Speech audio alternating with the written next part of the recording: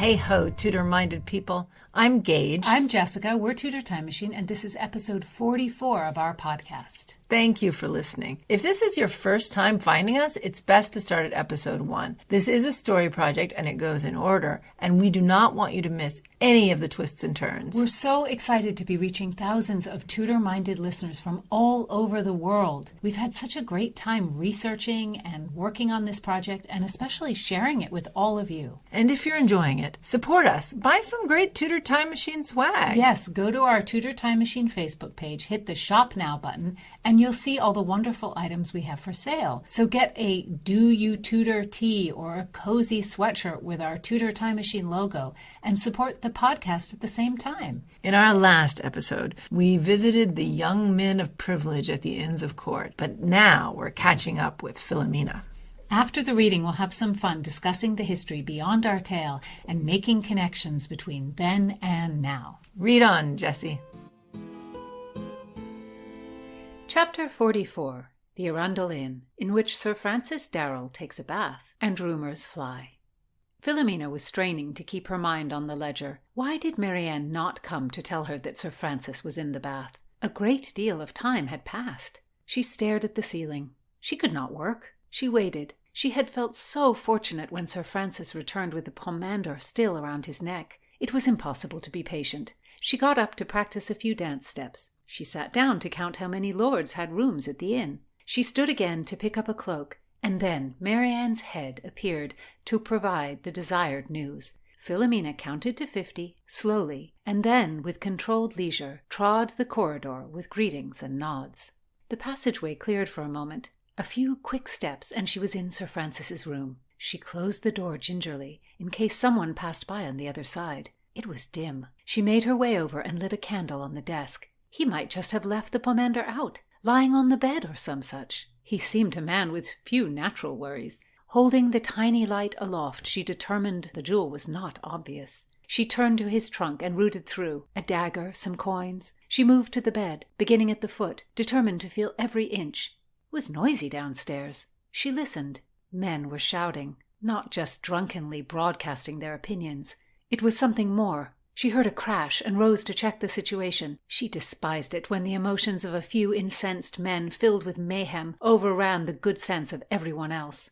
"The Scottish will invade!" she heard as she increased her pace, appearing in the doorway to see an older man, the local butcher, standing on a chair, his face red, his sword held high. She damned the man to hell in her mind. Once a sword was drawn, it was hard to take a step back. The other men lapped around him, craving the excitement of destruction. Oswin Waters, the tanner, pushed his way into the room. He was not crazed, but the weight of the world seemed on him. "There will be war. They have raised an army against us." The men hoisted their steel. Dear heaven, she hated this tumult. Her own father had been killed trying to distract some overzealous men slobbering for war. Clutching the barman, she instructed him to water liberally the ale and the wine, ordering him to serve only a concoction too weak to inebriate these angry goats. Falk pushed his way through to her. "What has happened?" she asked. "Oh, mistress, a great war in Scotland. The lords attacked and slaughtered everyone. The streets are running with blood," he declared with an enlivened eye. How this hothead wished for a war, but she did not. It was terrible for business, and an inconvenience to boot. The finest food rotting on the vine, the tastiest spices trapped in distant ports, the wealthiest customers dead. Cuthbert tried to attend to the room, setting chairs aright with one hand while holding up the other to protect himself from the flying spittle and waving arms. Philomena could kiss him. He cared more for order than chaos, wisdom. Some toothless, greasy men appeared. She hated the type. Swearing and nasty and talking about past wars and showing their festering wounds and, God knows why, hoping to receive another from some barbarous Scot. She would turn them away, but that would only make more trouble. "She was sliced open!" one yelled, with sword predictably aloft. A rage filled Philomena. How she hated this lunacy, leading to accidental murder, impoverished widowhood, beggary.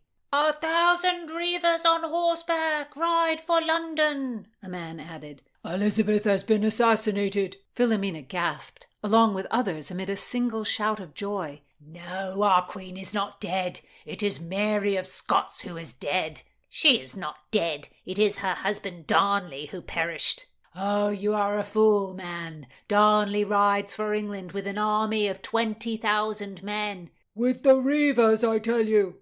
Philomena gritted her teeth. These men would clamour all night. She would send Falk to the Lord Mayor to get a bit of accurate intelligence. "I heard Queen Mary fought and begged for mercy to save her unborn child." "Darnley only killed the baby." "You arse, not the baby. The baby is unborn. Darnley killed David Rizzo, the Pope's spy." "It is no matter. What is done is done. They are riding for us, for our land. We must fight." The room was breaking into clusters, a dangerous sign. Herding a half a dozen maids, Philomena charged them to go to the kitchen and bring every sweet in the larder. The faster they returned, the more coins they would receive. "Darnley is king, and will come to fight our queen. I would rather be ruled by a man. No woman should rule." "Elizabeth should marry." "Whore hunting, rake hell. Darnley will have us in bed with the Spanish." Skirting the crowd, Philomena made for Cuthbert. He addressed her as soon as she was close enough. "Mistress, there has been blood in Scotland, and some are dead, that is sure." "Where has Falk gone to? We must send him to discover the truth. Have him go to the mayor." The cook appeared, and a bevy of maids with sweetmeats followed. "What bravery!" Philomena shouted. The men responded, "What ho!" "Eat and sleep you may indeed." And she shoved a sweetmeat into the mouth of a warrior whose arm was busy with weapons and shaking. "What ho!" Philomena cried. "God save the Queen!" The men began to grab the sweets, and Cuthbert whacked the men and laughed. "You've had your fill. Go sleep at home, lads." Instead, the door was banged open by a new mob pushing their way in. Philomena could not stem the tide. She would not care if they died like Ajax with the sheep. If only she could get these ragtaggles safely out of the inn. Things are not going well for our friends. Everything is pretty terrible on this night. The religious struggles of the day that have pressed on Philomena and Constance, it's determined what they can do and it's determined who they can trust. But now everything is just exploding. So we've imagined what happens when political rumors hit the streets of London. And there's no way to verify what's happened in Scotland. There's no way to know if troops are coming or not coming. Or even to know if someone has just spread a rumor that's entirely made up, or whether something actually happened in Scotland. There is a lot of tension between Scotland and England in this time in 1565. Mary, Queen of Scots, to Elizabeth's mind, is trouble because of her Catholic leanings. Mary married Francis II of France, and he was Catholic, and so was she. But he only lived 2 years after their marriage. Their marriage was in 1559, and he was dead in 1560. A very brief marriage. And Mary's mother was another Mary, Mary of Guise, who was also French and a Catholic, and she had ruled Scotland as regent from 1554 until her death in 1560. Mary of Guise was a pretty good ruler, but just like in every other part of Europe and England, there was tension between the Protestants and Catholics in Scotland. And in fact, Elizabeth had troops fighting in Scotland against Mary of Guise's French troops. And when Mary of Guise died, the Scottish lords wanted those French troops out. At this point, the Scottish did not want to be a Catholic country. John Knox is incredibly powerful and influential, and he's a reformer in Scotland at this time, and he leads what will ultimately become Presbyterianism. Elizabeth supports the Protestants because she doesn't want a Scotland that is so closely allied with France. France is a superpower at this point. With Mary of Guise dead, the Scottish lords make a kind of peace with England. The Scottish Parliament prohibits saying Latin Mass and denies the authority of the Pope, but Mary, Queen of Scots, is asked to return from France as Queen of Scotland. They assure her that she can practice her religion in her own way, and she assures them that she will not insist on Scotland as a country being Catholic. Mary, Queen of Scots, is the ripe old age of 18. The idea of handing over a country to an 18-year-old seems insane. Well, they handed England over to Edward, and he was 9. So she's on her way home to Scotland to rule this country that has just denied the papal authority and made this Protestant settlement. Elizabeth refuses to give Mary safe passage through English waters on her return from France to Scotland, not because she's just being a meanie, but because Mary has actually declared herself Queen of England. Mary does not recognize Elizabeth as being the legitimate child of Henry VIII because Mary, as a Catholic, does not recognize the annulment of the marriage between Catherine of Aragon and Henry VIII, and therefore Anne Boleyn's marriage was void and Elizabeth is a bastard. But Elizabeth, needless to say, does not give up the throne on Mary, Queen of Scots' request. She says, no, I don't think so. The Scottish Protestant lords side with Elizabeth, and they agree that Elizabeth is, in fact, Queen of England. It's pretty radical stuff. So Mary is not giving up, though. She promises that she will make a parliamentary religious settlement when she arrives. She will get everyone together and they will work out the whole Protestant Catholic thing because that is so easy to do. As is demonstrated by all these other countries in Europe that are in turmoil. But instead, she just doesn't call Parliament for 2 years, which is a trick that Elizabeth used as well when she needed to. This maneuver gives Mary some time to figure out her strategy. She finally summons the Parliament in 1563 and kind of outmaneuvers the powerful lords with some insubstantial concessions. But I'm guessing those powerful lords knew they were not getting what they wanted, but they were also kind of buying some time. She avoids a Protestant settlement at this time. It's important to say, since we keep talking about the English and Scottish parliaments, that Parliament was not originally created to represent the needs of the people, as we might hope. People could definitely argue with us that it still doesn't represent the needs of the people, but the ideal, the hope is that it does. Insofar as it does, it evolved into that. But when it was started, it was there to serve the monarch. It was there for the convenience of the monarch. The monarch could bring the richest lords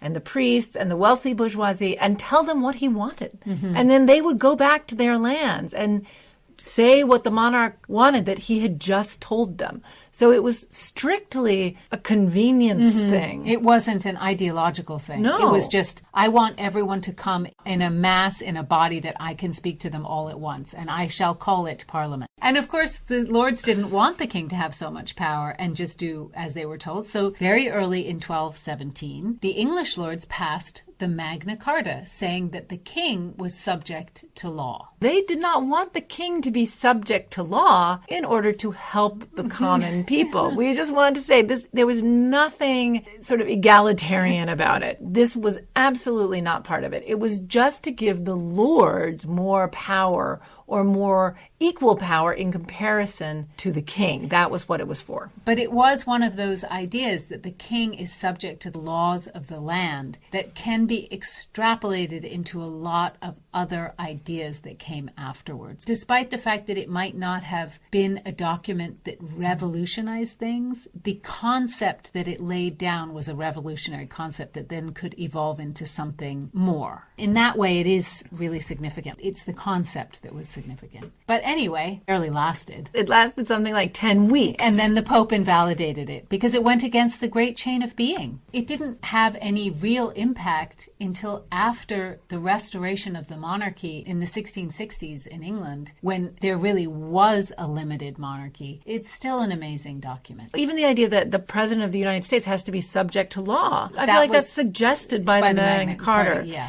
I think it takes the ideas a long time to get going. They do. It does. One step forward, 20 8 steps back. Yeah.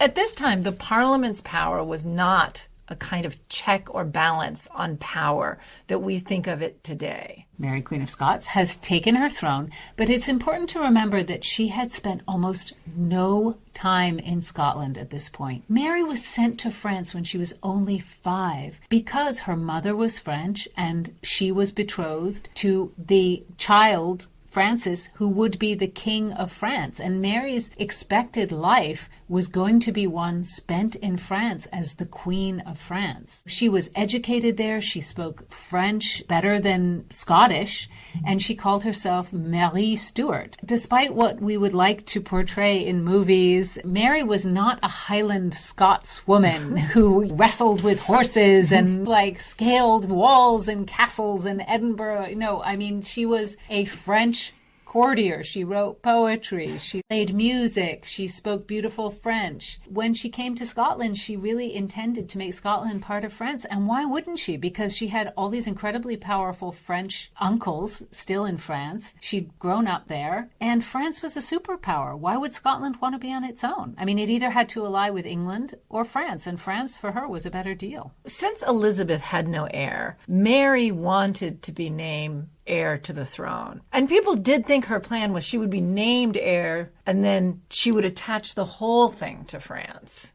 which I'm sure Elizabeth was aware of. Yeah, but I don't think anybody at this moment in the 1560s could have written off the idea that Elizabeth was eventually going to marry and have her own heir. Elizabeth, I think somewhat disingenuously, proposed that Mary should marry Sir Robert Dudley, her own favorite. Of course, Mary thought Dudley was too low to be the King of Scotland. He was. Yes, he was. And that it was an insult. And besides that, he had been accused of murdering his wife. And Mary had many of the same reasons that Elizabeth had for not marrying him. Well, that's why I think that Elizabeth knew Mary wasn't going to marry him. But it was made a good show for Elizabeth. It made a show to Mary that Elizabeth was proposing somebody who Mary knew well to be her favorite. It was making a show to her own government and people that she was not having a big thing with Robert Dudley. She would have been fine with him moving to Scotland and marrying someone else. So she's kind of using him as a demonstration for a lot of different things. But I think she was pretty sure that Mary was not going to marry him. And instead, Mary, Queen of Scots, marries Henry Stuart, Lord Darnley, in 1565. And everyone who listens to the Tudor Time Machine podcast knows that Lord Darnley was indeed English, and that he was also a son of our grumpy imprisoned Lady Lennox, that he was a Catholic, and he himself had a claim to the English throne because he was the grandson of Margaret Tudor. Remember, Lady Lennox, Margaret Douglas, Lady Lennox, is the daughter of Margaret Tudor by her second husband. Elizabeth was against this wedding between Darnley and Mary, Queen of Scots. For Mary, if the goal was to make Mary of Scots a stronger candidate for the throne of England, it seems like a poor choice to marry a Catholic man in a Catholic wedding that Elizabeth disliked. But by all accounts, Mary was completely bowled over by Darnley when she saw him. She really fell in love with him. It was a marriage of love. And actually, they were cousins, so they had to get a dispensation from the Pope. And that very famous Catholic queen, who was also Queen of France, Catherine de' Medici, attended their wedding. And Catherine de' Medici was Mary, Queen of Scots' original mother-in-law from her marriage with Francis II. Catherine de' Medici was Queen Regent in France until the other son could become of age to become king. Anyway, it's a pretty Catholic gathering up there in Scotland, and Elizabeth decides not to attend. No.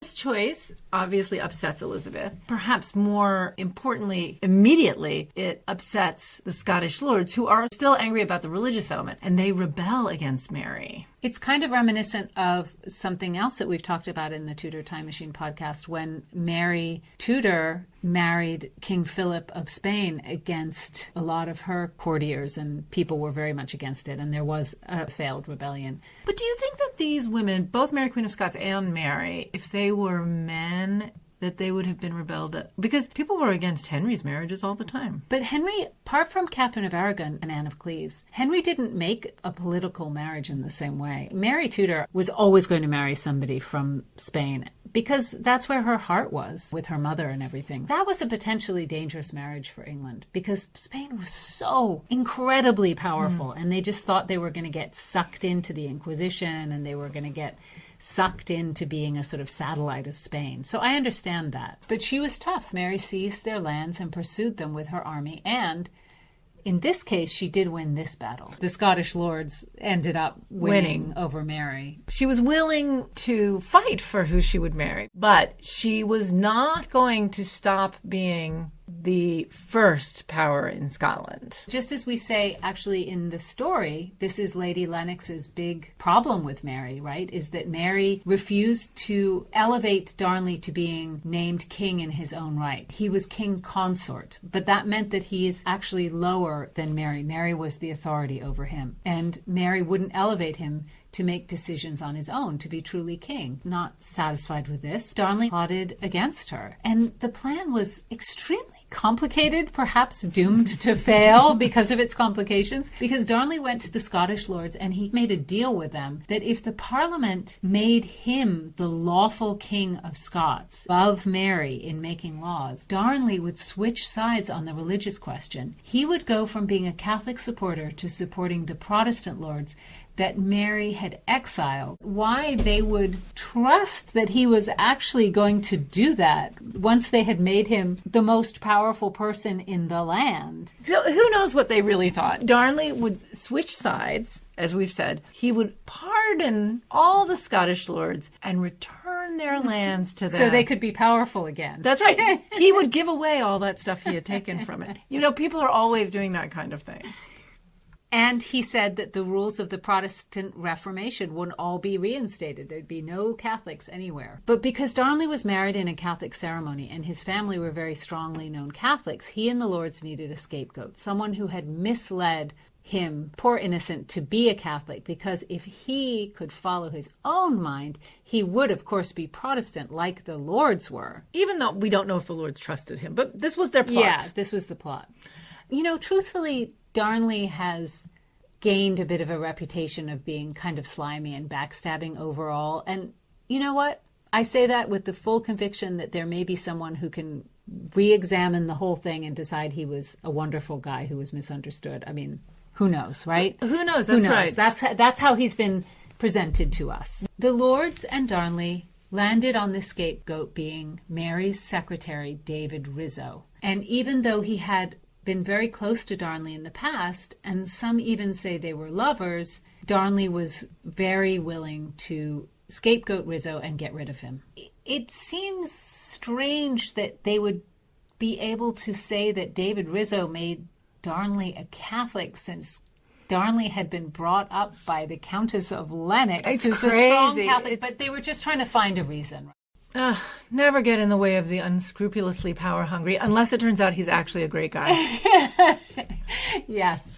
There were many conspirators, 80 men by some accounts, and Mary, Queen of Scots, was very pregnant this time. It was evening, and she and some friends, including Rizzo, were having dinner. And if you go to Holyrood House, you'll see how small the room they were in is. And it must have been pretty unbelievable when Darnley burst in with 80 men. This room looks like it couldn't even hold that many people. It must have been absolutely chaos. And they killed Rizzo right in front of her. Supposedly, Darnley himself did the deed. I can't even remember how many stab wounds Rizzo had. So clearly everybody took a swipe at him. Yeah. Mary is angry, to put it mildly.